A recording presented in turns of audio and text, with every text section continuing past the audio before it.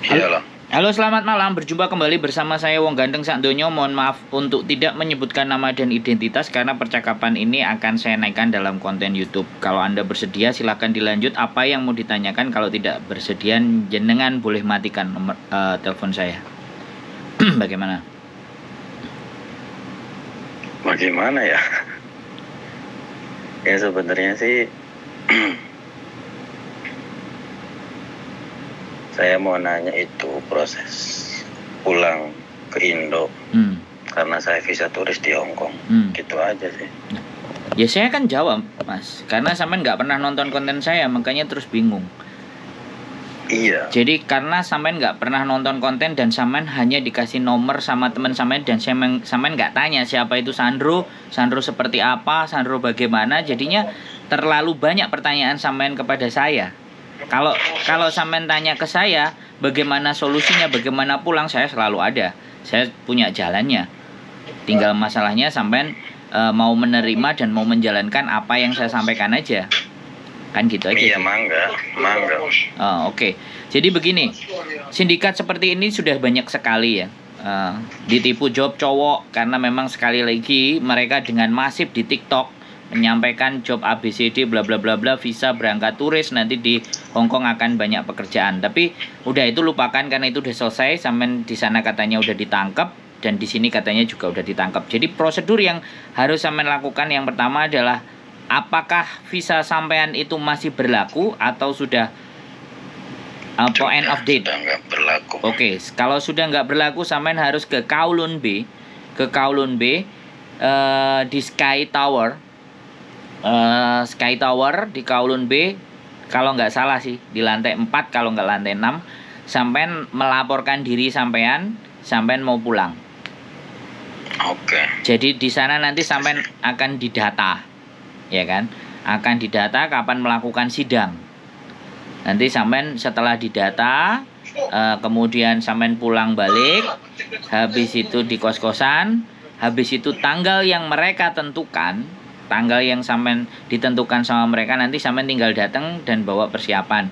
Dan sebaiknya nanti pada saat tanggal yang ditentukan sampean bawa jaket, sudah makan, kenyang, bawa jaket dingin karena nanti ruang itu akan sebagai ruangan interogasi atau kenapa sampean melakukan hal ini ABCD dan sampean mau menyerahkan diri dan sampean mau pulang. Jadi seperti itu. Iya. Itu prosedurnya, sangat gampang dan sangat sederhana. Siap. Nah, terus pertanyaan saya lagi sebenarnya ini penting karena saya sudah ke kepolisian, sektor biro kriminal komersil. Sebenarnya sindikat yang ada di Hong Kong ini bisa diselesaikan juga dengan bukti melaporkan sampean adalah korban. Ketika sampean kenal siapa orangnya dan bagaimana, nah kita bisa menyelesaikan sebenarnya. Karena ini juga data ini dibutuhkan oleh polisi karena kita nggak mungkin menangkap seseorang tanpa ada bukti, dan ini sudah jelas ada bukti dan korban. Nah, Miss Yuni menawarkan untuk tiket pulang ketika mau membongkar sindikat tersebut. Nah, sampai detik ini belum ada anak-anak yang tertipu terus mau menyampaikan dan mau menceritakan sebagaimana siapa saja yang terlibat di dalam hal tersebut. Jadi seperti itu. Yeah. Jadi kadang ada yang ngomong saya mau pulang nggak punya duit. Oke, saya akan kasih duit.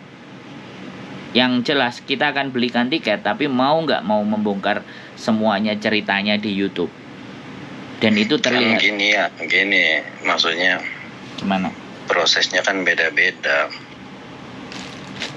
Maksudnya beda. Kalaupun satu orang spek apa tuh bicara untuk menunjukkan dia siapa yang memprosesnya kan.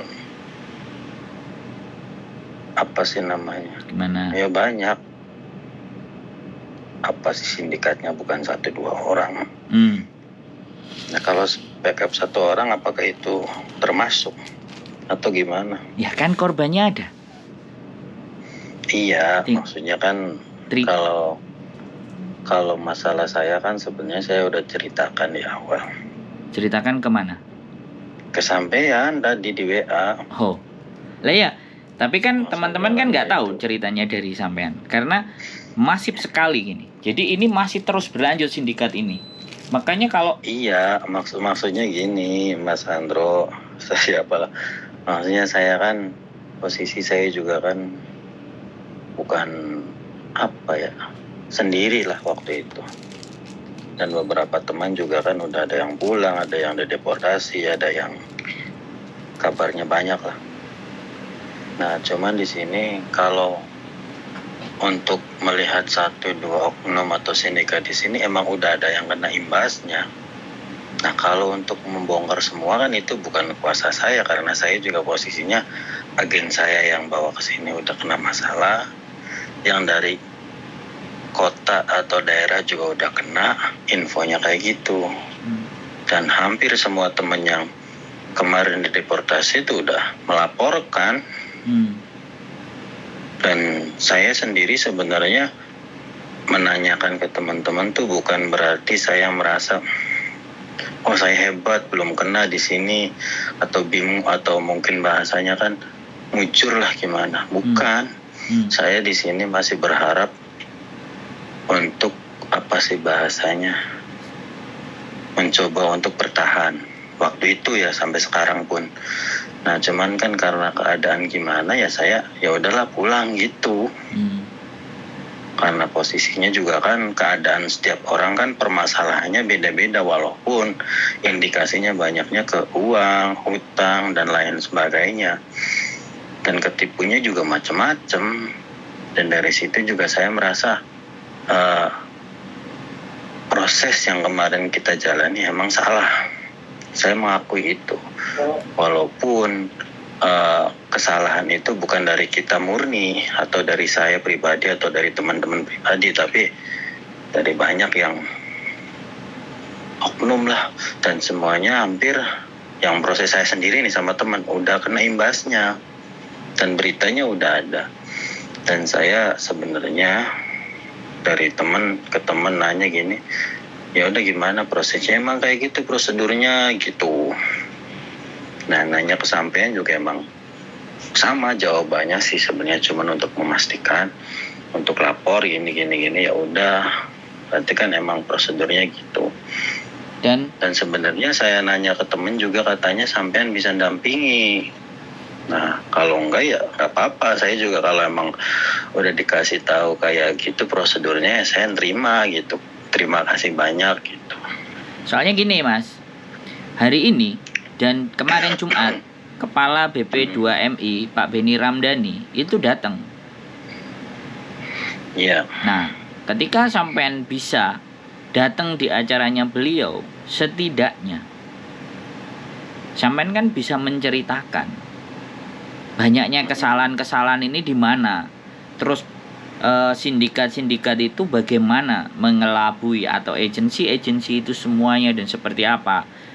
Ketika saya juga hampir gini sih, hampir semua permasalahannya kan diiming-imingi karena proses ke negara lain itu kan susah.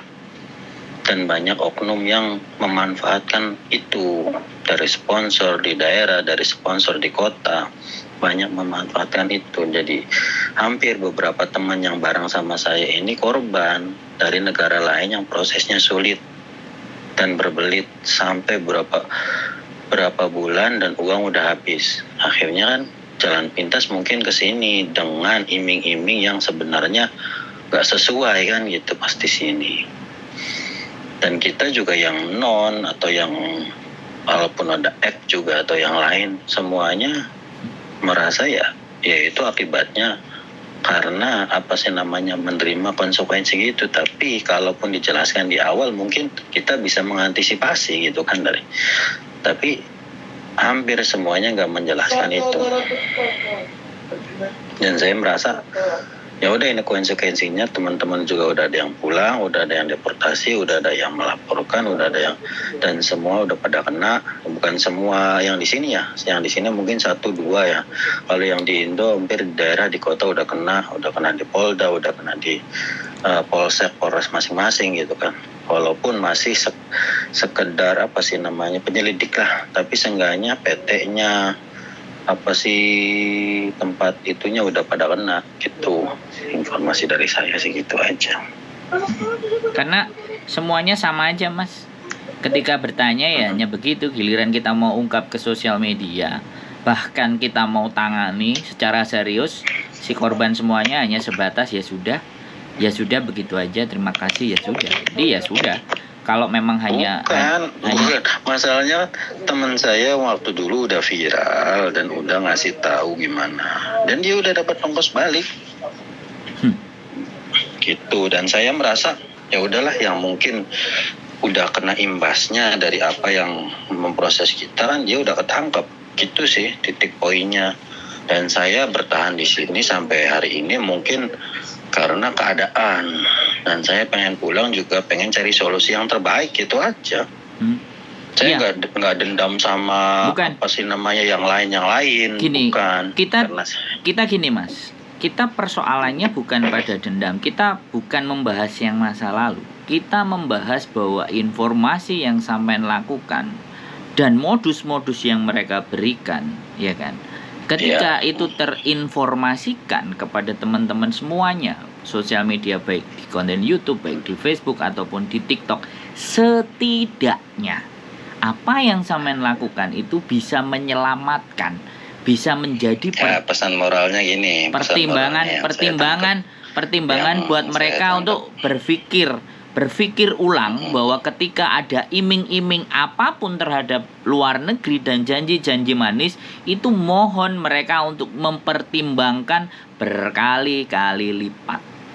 Kan begitu ya, Mas Bro? Saya pesan moralnya saya tangkap gitu dari teman-teman, dari siapapun, saudara atau tetangga kerabat, siapapun yang mendengar atau yang melihat proses dengan yang sangat instan mungkin, dengan janji-janji kerja, janji-janji gimana, ya harusnya siapapun berhati-hati dan waspada. Itu sih pesan moralnya. Walaupun kadang sudah berhati-hati pun saudara sendiri, teman sendiri atau tetangga yang mungkin merasa bisa ngebantu, itu kan belum tentu 100%. Jadi kita juga harus melihat situasinya dengan lebih jeli, apapun itu, untuk keluar negeri dengan apa sih namanya basic atau dengan pengalaman yang minim, itu sangat tidak disarankan. Gitu aja sih pesan dari saya. Ya mungkin kalaupun lebih detailnya, ya intinya keadaan apapun yang kita alami di daerah mungkin membuat kita nekat atau mendesak untuk lebih berani. Tapi ya berani juga nggak harus bodoh juga, gitu aja sih kalau saya. Kalaupun konsekuensinya harus menerima akibatnya, ya seenggaknya ya harus dijalani, gitu aja sih. Soalnya gini Mas, masih tersisa ada informasi itu masih ada 20 orang tersisa. Masih banyak, 20 orang masih berlebih. Nah, itu saya kan sih bukan berarti saya melihat dari beberapa aspek ya. Mereka juga kan dengan keadaan yang mereka terima, ya saya udah nasihatin, saya udah ngasih info, dan posisi saya juga di sini dengan keadaan yang kayak gimana, ya saya seenggaknya saya udah udah memberikan wacana lah yang terbaik, gitu aja. Saya merasa ya udahlah, mungkin proses orang masing-masing, kita udah ngasih tahu, dan saya sendiri ngalamin, itu poinnya lagi. Dan harusnya kita juga harus waspada.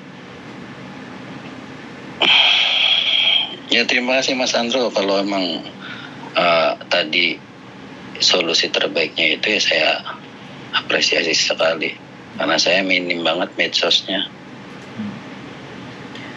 Oke. Dan kalaupun emang ada ada solusi lain, ya mangga silahkan kasih tahu ke saya juga sebenarnya pasti menerima. Solusi lain yaitu tadi bercerita, dan sampean boleh bercerita ke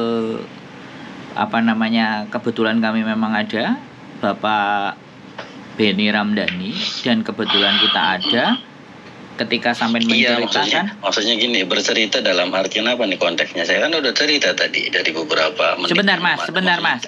Oke. Dari tadi sampean bercerita, gini loh, sampean bercerita terus. Tapi, ketika saya bercerita sama orang yang punya kebijakan dan bukan orangnya sendiri, kan nilainya beda, benar nggak? Iya, saya yang ngalamin lah gitu. Saya cerita tadi ke sampean. Ya cuman sampean cerita ke saya. Kalau saya cerita ke orang, boleh nggak orang nggak percaya saya? Ya, boleh aja, itu bener apa enggak kan? Nah, maksudnya kan harapan saya tuh begitu. Korbannya sendiri yang lapor, korbannya sendiri yang ngomong, korbannya yang cerita, sehingga ini valid. Ternyata TPPO, human trafficking, yang dilakukan oleh para penjahat atau sindikat di Indonesia itu nyata terjadi, ada. Dan sampean adalah korbannya. Dan saya nggak menyodorkan data hanya di konten, saya menyodorkan ini loh manusianya, Pak. Bapak mau bawa pulang sekalian atau bagaimana? Kan kayak gitu, kan enak. Jadi menyajikan dari tadi harapannya sampean berharap apa lagi dari cerita saya? Cerita saya akan saya terus ulang. Datang ke imigrasi, prosedurnya seperti ini, lapor, sidang, selesai terus pulang. Udah, itu kalau proses deportasi dengan inisiasi kita sendiri. Dengan mandiri kita mau bayar. Tapi kalau kita nggak punya uang, ya sudah ditahan sama mereka. Ditunggu dari KJRI mengumpulkan semuanya, pulang bareng-bareng ke Indonesia. Nah, jadi itu prosedurnya. Memang seperti itu. Karena itu kesalahan itu bukan kriminal. Kesalahan itu adalah melanggar administrasi atau izin tinggal. Bukan kesalahan kriminal. Kalau nyuri, maling, apapun, nah itu beda urusan. Rokok, ketangkep, lampu merah. Tapi ini menyalahi administrasi izin tinggal. Bahkan kita pun berdiskusi dengan polisi. Kalau sampai nonton konten saya dan nonton sosial media saya, dengan Biro Crime di Hong Kong, di Wan Chai, dan mereka nanya, terus kita mau berbuat apa? Kamu sudah bawa bukti nggak? Mana viktimnya? Bisa nggak kita cek di mana lokasinya? Bisa nggak kita samperin? Bisa nggak dengan imigrasi kita berdua punya kewenangan mereka untuk menindak seperti itu? Informasi apa yang bisa kamu sajikan ke polisi? Kan seperti itu, Mas Bro. Dengan sampein cerita itu kan bisa kebuka semuanya. Tapi sekali lagi saya bilang, tidak semua teman-teman yang berangkat ke sini tuh mau dengan gambaran bahwa masih ada teman-temannya yang lain yang punya nasib lebih baik dapat pekerjaan. Ya kebetulan sampean yang seperti, ya sudahlah saya tak pulang sendirilah, saya nggak perlu yang lain-lain ini menjadi terlibat ketika saya nanti melaporkan ke dia. Kan seperti itu. Ya saya memahami. Sekali lagi no problem. Saya cuma hanya ingin menjelaskan di situ saja. Karena kejahatan ini ketika tidak diantisipasi, sekali lagi tidak diantisipasi, makanya campaign juga harus dilakukan di Indonesia, baik melalui TikTok, baik melalui YouTube maupun Facebook, yang tidak terjangkau dengan teman-teman. Akhirnya yang tidak sampai terpantau konten-konten itu jatuhnya seperti samen-samen kayak gini. Dan ini tidak terbatas hanya di Hong Kong. Ada yang ke Polandia, ada yang ke Spanyol, ada yang ke Eropa, dan semuanya. Tadi disampaikan bahwa setiap harinya itu BP2M itu menerima 2 jenazah. Dan ternyata jenazah itu semuanya overstay. Kalau enggak menerima laporan sakit kecelakaan kerja. Kalau enggak semuanya. Nah itulah, itu menjadi persoalan yang serius. Tapi ya sudah, kalau kacamata sampean hanya sampean sendiri, monggo. Tapi kalau saya, otomatis saya konten kreator, saya YouTuber, saya bertanggung jawab atas isi, konten, dan materinya. Makanya saya selalu menyampaikan di bagian depan untuk tidak menyebutkan nama dan identitas. Karena sekali lagi saya ingin menginformasikan kepada teman-teman semuanya. Saya potong sebentar ya. Silakan.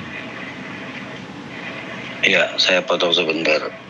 Masalahnya bukan memikirkan diri sendiri juga sih. Kalau sampai mau memikirkan diri sendiri, ya saya juga sebenarnya bukan memikirkan diri sendiri. Porsinya kan emang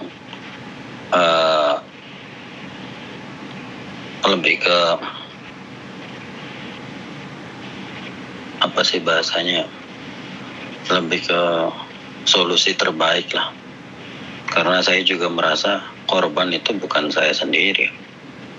Dan saya menceritakan di awal karena emang kenapa nggak menceritakan, maksudnya kenapa nggak menceritakan sebelum mereka tertangkap atau sebelum sindikat yang di sini beberapa orang itu kena juga. Nah kan masing-masing orang kejadiannya kan beda-beda. Ada yang harus ketangkep dulu, ada yang harus sakit dulu, ada yang harus jatuh bangun dulu gitu kan. Nah mungkin saya yang waktu itu masih merasa udahlah nanti juga kena batunya sendiri, karena saya juga posisinya kan waktu itu ngelihat temen kena, saya juga drop pikiran sih, apalagi dengan keadaan yang terbatas lah gitu. Nah ya setiap kali ketemu, setiap kali ada informasi dari teman gini ya saya nasihatin, ayolah kita balik, ayolah kita pulanglah, buat apa di sini juga, di sini susah gini kan.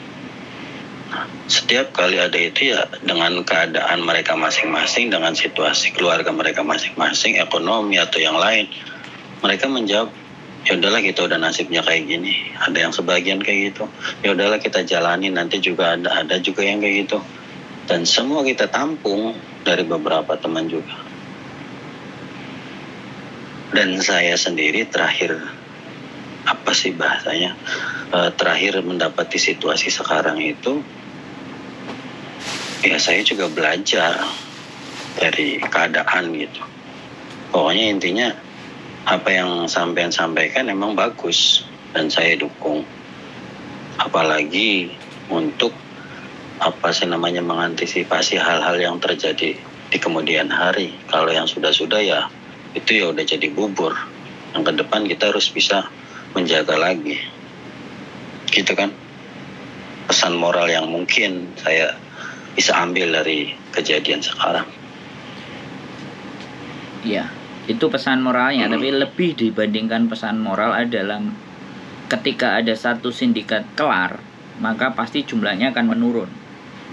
Ada katanya kan, saya bukan berarti nggak menyimak ya, tapi sampai ke akarnya, entah itu di Jawa, entah itu di Lampung, entah itu di Sumatera, entah itu di Jakarta, itu udah ada yang sampai viral. Dan saya nggak melek banget sih walaupun, tapi ya saya mengikuti, cuman nggak terlalu. Inilah karena saya juga ranahnya bukan ke sana. Dan kita juga nggak menutup mata keberhasilan kepolisian kita mungkin di Indonesia, atau yang yang bagian kriminal atau yang bagian berhasil lah, banyak yang berhasil. Dan ini sebenarnya udah mengurangi, walaupun nggak banyak lah. Kalaupun banyak ya bersyukur gitu aja sih, saya sih ngerasa udah baik lah.